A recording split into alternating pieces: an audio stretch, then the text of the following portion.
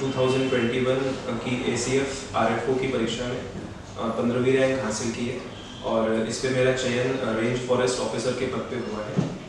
और इस तैयारी के दौरान मैंने कई अप्स एंड डाउन्स देखे हैं। मैंने 2013 में UPSC की प्रिपरेशन स्टार्ट करी थी और तभी मेरा ग्रेजुएशन ख़त्म हुआ था। और उसके बाद से मैंने सिविल सर्विसेज के मेंस लिखे और साथ ही साथ मैंने PCS के भी मेंस लिखे।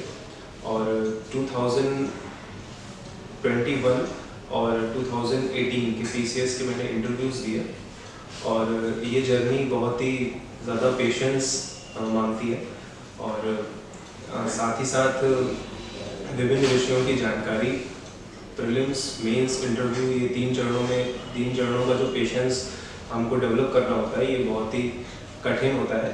और साथ ही साथ मैंने इस परीक्षा को उत्तीर्ण करने के लिए विभिन्न कोचिंग संस्थानों की भी मदद ली, खासकर कि मॉक इंटरव्यूज़ के लिए और प्रीलिम्स और मेंस की टेस्ट सीरीज़ के लिए।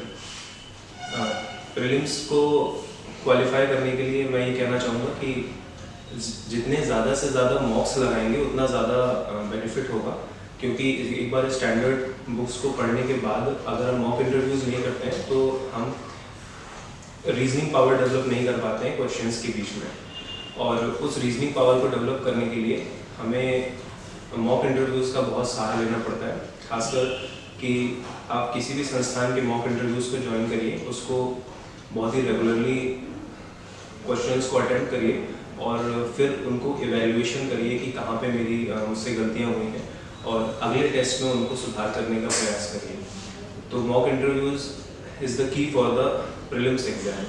किसी भी एग्ज़ाम में, चाहे वो सिविल सर्विसेज का एग्ज़ाम हो, चाहे PCS का हो, चाहे फॉरेस्ट सर्विसेज का एग्ज़ाम हो, मॉक इंटरव्यू बहुत नेसेसरी है।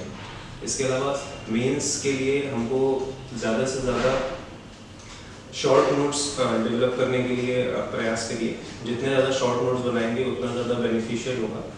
और शॉर्ट नोट्स को डेवलप करने के बाद उनको शॉर्ट आंसर्स के फॉर्म में अपनी कॉपीज़ में लिखिए।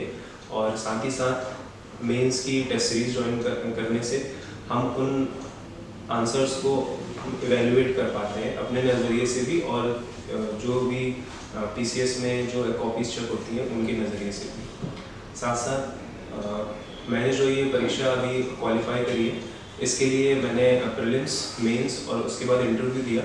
इंटरव्यू की गाइडेंस मैंने पेनेशिया IAS की में डॉक्टर नदीम हुसैन सर और आशुतोष सर से ली थी।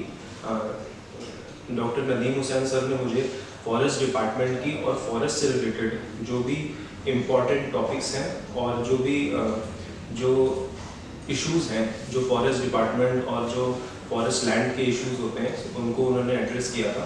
और इससे मुझे इंटरव्यू में जो पैनलिस्ट थे उन्होंने जो क्वेश्चंस मुझसे पूछे, डॉक्टर नदीम हुसैन सर ने उसी तरह से मुझे आंसर्स फ्रेम किए थे ताकि वो समझ डेवलप कर पाए कि मैं वहाँ पे उसको अच्छे से प्रोड्यूस कर पाऊँ। और मैं साथ ही साथ पेनेशिया IAS का भी बहुत कृतज्ञ हूँ कि मुझे उन्होंने मॉक इंटरव्यू की गाइडेंस प्रदान करी। Thank you.